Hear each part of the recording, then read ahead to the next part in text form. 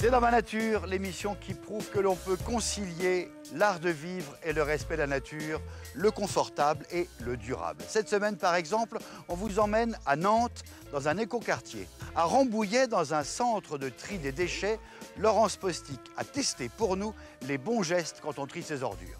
Enfin, gros plan sur un matériau tendance, le lin, une fibre naturelle dont les utilisations se multiplient. Et puis, chaque semaine, visite d'une maison respectueuse de l'environnement. Cette semaine, attention, 2 maisons pour le prix d'une. Générique.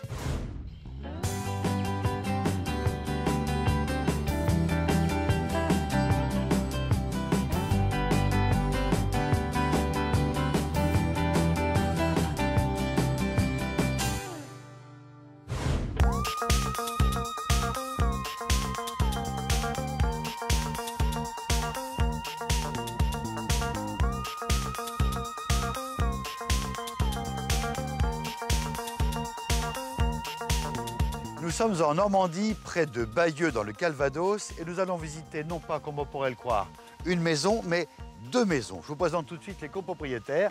Jérôme, Thierry, bonjour. Alors là, c'est chez vous. Là, c'est chez moi. Et là, c'est chez vous.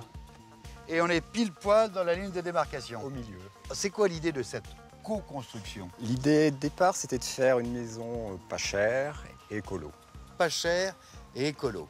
On va commencer par le pas cher. Pas cher parce que ça nous a permis d'avoir un seul architecte, des artisans en commun, des réseaux en commun.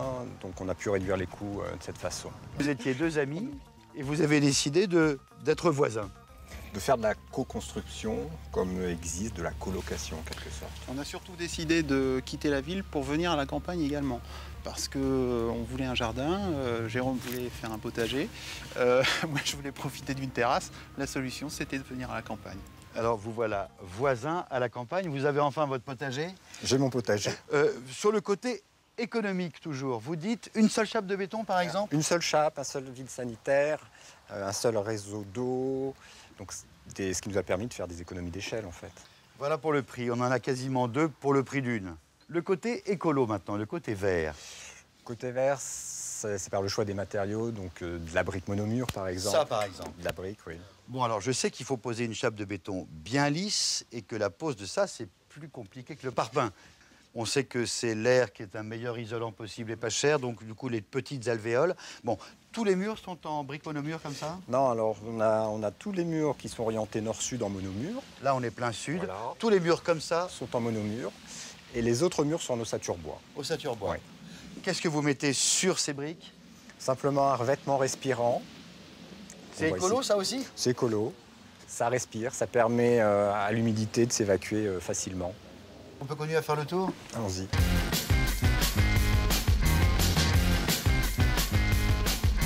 Là on est à l'ouest, pas de fenêtre. Oui, on est à l'ouest, il n'y a pas de fenêtre ou très peu, des petites ouvertures pour avoir un peu de lumière. Mais c'est vrai qu'on a voulu se protéger le maximum dans l'esprit du bioclimatique et se fermer au nord. Vous êtes écolo, est-ce qu'il y a du photovoltaïque sur le toit? Non, c'était un choix de ne pas en mettre parce que ça nécessitait une structure plus importante, donc des surcoûts, mais ça viendra peut-être. Ah là il n'y a pas de crépi là? Non, c'est de l'ossature bois. Derrière. Derrière. Mais là? C'est du fibrociment, donc on a fait le choix de ne pas mettre de bois en parement. Peut-être qu'on pourra changer éventuellement dans le futur. C'est moins cher. C'est moins cher. Vous que pourrez le bois. changer après? Oui. Il suffit de dévisser les plaques et puis vous mettez du bois ou du crépi. Est-ce que c'est difficile de construire ensemble? D'habitude, les rapports de voisinage, c'est toujours tendu. On s'entendait bien avant, donc il n'y a pas de souci. Ça Puis continue. tout a été fixé dès le départ. Tout ça a été discuté avec l'architecte, ça s'est fait à 3 et ça s'est bien fait. Bon, mais pour l'électricité, Il y a 2 compteurs, d'ailleurs, j'ai remarqué que vous aviez 2 entrées. 2 entrées. C'est très intéressant la façon dont vous avez co-construit, en fait, co-construit, ça préfigure un petit peu de ce que pourrait être, de ce que devraient être les rapports entre voisins. Justement, imaginez votre quartier s'urbanise. Plein de gens qui pourraient vivre un peu autrement. C'est ce qu'on appelle un écoquartier. Un exemple, je vous emmène près de Nantes. C'est un reportage d'Olivier Quentin. C'est quoi un écoquartier? Jérôme, vous disiez que les écoquartiers, c'est mieux encore que votre éco-maison. Oui, c'est mieux parce que c'est vrai qu'on s'est expatrié du centre urbain, donc ça veut dire utilisation de la voiture. Ça fait de l'étalement urbain en plus. Il y a déjà beaucoup, donc c'est vrai qu'on aurait préféré faire construire en ville, mais il n'y a pas de terrain. Je rappelle qu'on est ici dans une co-construction de maisons accolées l'une à l'autre. Thierry est rentré chez lui. D'ailleurs, on voit bien qu'il y a un mur de séparation très symbolique. C'est des poiriers? C'est des poiriers, des pommiers. Mais chacun chez soi. Chacun chez Là, on est chez vous, la terrasse, plein sud. On peut rentrer? On y va. Alors, première question évidente. Comment est-ce que vous vous chauffez? Alors, le premier chauffage, il est derrière vous, c'est le vitrage, en fait. Ah oui? Oui. On est plein sud, donc on profite du soleil aussi bien en été qu'en hiver. Le soleil, un double vitrage, ça suffit? Du double vitrage, on est dans une région quand même assez douce, donc le double vitrage suffit à nous chauffer. Avec quand même, hein? Un sol noir qui permet d'accumuler un petit peu la chaleur. Oui.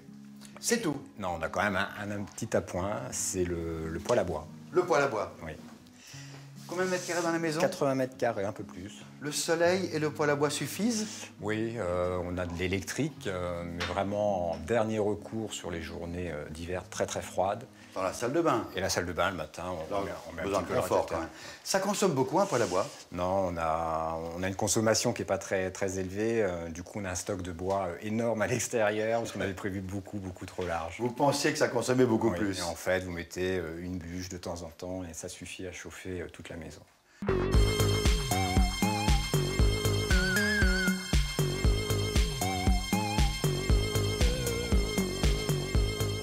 Ah, vous avez choisi de ne pas mettre de porte? Non, pour permettre un dégagement maximum. Ça gagne de la place. Ça gagne de la place. Et quand même une très belle vue directement sur le jardin. Sur la campagne, les moutons le matin, les lapins. Les petits matins calmes. Les matins agréables. Vous dites que vous êtes écolo. Je voudrais savoir jusqu'où est-ce que vous avez poussé. Tiens, vous avez un piano? Oui. La démarche, là on est dans la cuisine. Qu'est-ce qu'il y a de vert? Qu'est-ce qu'il y a d'écolo, de durable ici? On a insisté aussi sur l'électroménager, par exemple un lave-vaisselle. Le lave-vaisselle, c'est mieux que laver la main? D'emblée, c'est mieux que laver à la main, parce que vous consommez moins d'eau, moins d'électricité. Et en plus, on gagne du temps. Et on gagne du temps. Est-ce qu'il est A? Il est triple A. C'est-à-dire qu'il répond à cette norme de diagnostic de performance énergétique? Tout à fait. Oui. Je rappelle que ça, c'est quand même très pratique. Ça marche pour savoir si vous consommez beaucoup, un peu ou très peu, il faut mieux être A évidemment. Ça marche pour les voitures, ça marche pour les appareils électroniques, l'électroménager, ça marche même pour les logements. Alors, votre logement, justement, est-ce qu'il est D, comme la moyenne nationale actuelle des bâtiments en France, ou est-ce qu'il est plutôt C, B? Il est très peu consommateur d'énergie. On n'a pas fait le calcul exact. On consomme très peu d'électricité. Du bois, mais en petite quantité. Donc ce pourrait être un BBC, un bâtiment basse consommation. On pourrait y prétendre, oui. Les produits de lavage, ils sont verts aussi? Tout est vert, les produits d'entretien, les produits de lavage. C'est vrai que la construction m'a poussé à aller plus loin dans mon engagement, qui n'est pas militant, mais écologique. Mais c'est compliqué? Non, c'est pas compliqué. Il faut faire des choix. On ne peut pas tout faire. Mais il est clair qu'en faisant des choix à notre portée, on peut tous faire de l'écologie. C'est pas héroïque ce que vous faites? Non, c'est pas héroïque. Pas du tout? Du tout. Votre frigo, là, ce qu'il y a dedans, c'est bio aussi? C'est écolo? Alors, c'est pas toujours écolo, mais c'est vrai qu'on essaye, par exemple, sur les fruits et légumes, moi j'essaye de privilégier les producteurs locaux. Donc on va faire plutôt des marchés locaux, on va éviter de manger des produits hors saison. Donc je ne mange pas de tomates au mois de février, pas de petits pois en janvier. Des fruits de saison. Ça passe par là, l'écologie aussi. Côté poubelle, vous avez un jardin, vous faites du compost? Je fais du compost. Pas toujours facile, mais j'essaye. C'est vrai que c'est pas évident. Non. Et sinon, tri sélectif dans votre commune? Bien sûr, oui.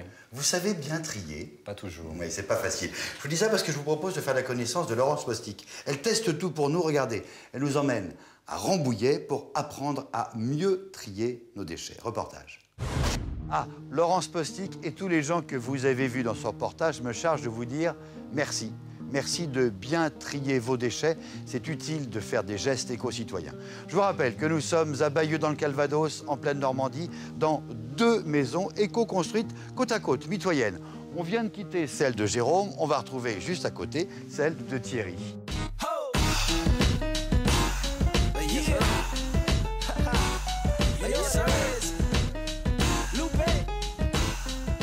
Et D'aspect extérieur, à peu près la même chose. À peu près la même chose. Vous avez toujours le principe de la terrasse en bois. Et ça, c'est quoi? Eh bien ça, c'est une casquette qui nous permet quand même d'éviter les rayons du soleil, parce que même en Normandie, vous avez du soleil.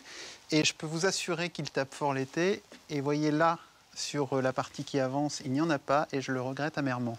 C'est votre chambre? C'est la chambre, et donc dès qu'il y a un rayon de soleil un peu trop fort, la température monte très vite. Ah, c'est complètement différent, hein? Il fallait quand même que je garde mon style. Et c'est pas parce qu'on a pris la même architecte, les mêmes plans, les mêmes bases, les mêmes dalles, qu'il ne fallait pas quand même que j'y mette un peu ma patte. Chacun chez soi. Mais chacun chez soi, effectivement. Elle est belle cette armoire, c'est du neuf? Non, c'est de la récupération. Parce que c'est aussi un peu un geste écologique que de récupérer les vieux meubles et leur redonner une nouvelle vie. Le développement durable, c'est le développement des biens qui durent. Exactement. On peut passer au salon? Bien sûr, je vous en prie. Ah, le même système de chauffage, hein? Même système de chauffage. Et le même poêle. Et le même poêle pour justement faire un achat groupé et avoir un geste commercial de la part du fournisseur.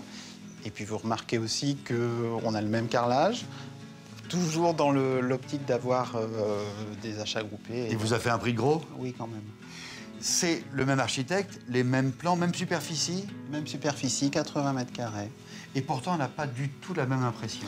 Non, parce que vous avez une hauteur qui est supérieure à celle de mon voisin. Là, on est à 2,95 m, alors que chez lui, on a une quarantaine de centimètres en moins. Ça correspond à l'imposte que vous avez au niveau des baies vitrées. Vous vouliez plus de hauteur de plafond? Je voulais plus de hauteur, peut-être parce que je suis un peu plus grand que lui.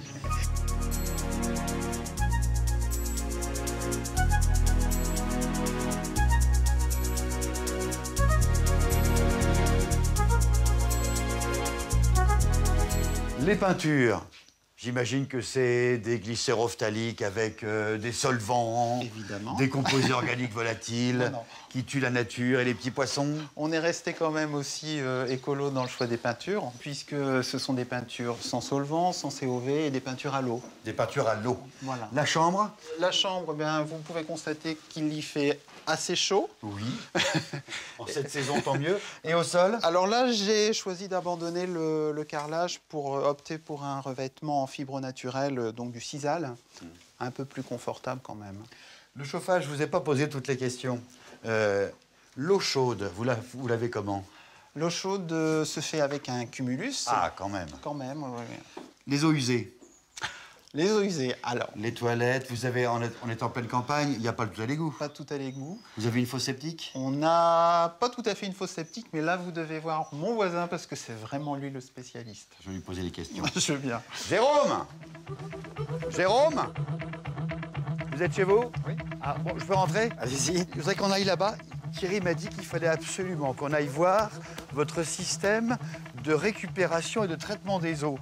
Oui. C'est là? Alors là, vous avez le traitement des eaux. Et là? Non, là, c'est la cuve de récupération des eaux de pluie. Ah, vous regardez l'eau de pluie? Pour arroser le jardin, faire un petit peu d'entretien. Quelle capacité? 3500 litres. Et une petite pompe? Une petite pompe de relevage pour... C'est suffisant pour le pour le jardin? jardin, l'entretien courant. Même en cas de sécheresse? On a toujours de l'eau pour le jardin, s'il n'y a pas de souci. Bon, et la fosse septique, alors c'est là? C'est ça. Donc c'est une microstation. C'est un petit peu particulier, c'est-à-dire qu'il y a une petite pompe qui envoie de l'air. Mais c'est comme une fosse septique? C'est comme une fosse septique avec beaucoup moins d'entretien. Ça s'entretient tout seul. Les bactéries vivent leur vie grâce à la petite pompe qui envoie de l'air. Ah, ça boue? Ça bouillonne, oui, c'est de l'air. Ah, c'est parce qu'elles ont besoin... D'oxygène pour vivre. Comme nous pour respirer. Voilà. On va rester dans les produits naturels, le lin. Vous savez que votre région est la première région productrice d'Europe? Oui, je crois savoir que ça aime bien l'eau, en fait. Il aime bien votre climat. Le lin intéresse maintenant les ingénieurs. Regardez, c'est un reportage de Mathieu Bellingen. Le lin, produit naturel, peut être employé dans toutes sortes de matériaux. Voilà, vous avez vu, c'est une bonne nouvelle, on redécouvre les vertus du lin. On peut même le manger et c'est bon pour la santé. Je vous offre une tranche de pain aux céréales avec des graines de lin. C'est plein d'oméga 3 et ça éloigne les maladies cardiaques. Ça s'appelle Bleu Blanc Cœur. On arrive à la fin de l'émission. Thierry, Jérôme, j'ai quelques cadeaux pour vous. Si vous partez en randonnée, regardez, c'est léger et ça peut se révéler assez pratique. Ça s'ouvre comme ceci, tenez, aidez-moi, vous le scratchez de l'autre côté. C'est un four solaire.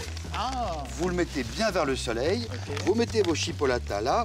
Alors, je ne peux pas vous garantir qu'elles vont cuire, mais enfin, elles resteront au chaud.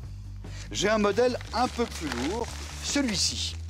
Alors là aussi, il se transporte en voiture, vous le mettez dans le coffre de la voiture, vous ouvrez comme ceci, hop, ça se remonte comme ceci. Il faut bien l'orienter, hein. C'est livré avec un petit cadran solaire. Vous le mettez comme ceci, voilà. Vous l'orientez vers le soleil. À l'intérieur, vous avez ici votre casserole et mettons que ça mijote. D'accord. Ça mijote. Si vraiment vous voulez cuire ou frire, j'ai le modèle, le gros modèle. Alors là, on ne l'emporte pas en randonnée. Non, ça reste dans le jardin. Ça reste dans le jardin parce que c'est un peu difficile à monter. Après, vous le rangez pendant l'hiver. Mais vraiment, hein, plein soleil, vraiment, là, ça cuit. Là, on atteint la bonne friture. Voilà, c'est le même système en fait que le cadran solaire que vous avez ou le chauffage solaire. Là, c'est vraiment l'effet de serre. Hein. Même quand il fait froid dehors, avec cette vitre qui protège, on peut continuer à garder au chaud et à faire mijoter pendant 4-5 heures une daube. Vous faites des daubes de temps en temps? Pas vraiment, mais bon, on Alors, peut se lancer. J'ai des cadeaux plus simples pour vous. Regardez, je vais le fermer, hop, comme ceci. L'idée est toute simple, c'est un pépiniériste belge qui utilise des tronçons de bouleau. Oui. Il les creuse à l'intérieur, il fait 2 petites entailles et il a commandé à un de ses copains qui fait des bougies parfumées et anti-moustiques. On les met à l'intérieur, pof. Voilà, vous le mettez comme ceci, vous l'allumez au fond du jardin. 1, ça vous fait un brasero et 2, ça éloigne les moustiques. Il y a des moustiques en Normandie? Ça arrive. Ça arrive. Attendez, je vous offre une Merci. bougie et une bougie. Et puis enfin, un livre, ça s'appelle Vivre ensemble autrement. C'est tout sur les éco-villages, c'est tout sur l'habitat groupé, c'est sur les éco-quartiers dont on a parlé aussi dans cette émission. Vous allez voir que vous n'êtes pas les seuls à avoir des utopies réalistes. Vous n'êtes pas les seuls à avoir des bonnes idées de vivre en mitoyenneté, en co-citoyenneté et en co-écologie. C'est très intéressant et c'est bien fait. Et c'est à partir d'exemples concrets et précis. C'est aux éditions Ulmer. Merci. Voilà, on arrive à la fin de cette émission. Je vous rappelle que si vous voulez connaître toutes les coordonnées des produits que nous avons présentés, vous connaissez notre adresse france3.fr. Nous, on se retrouve la semaine prochaine, samedi 11h05, parce que c'est dans ma nature.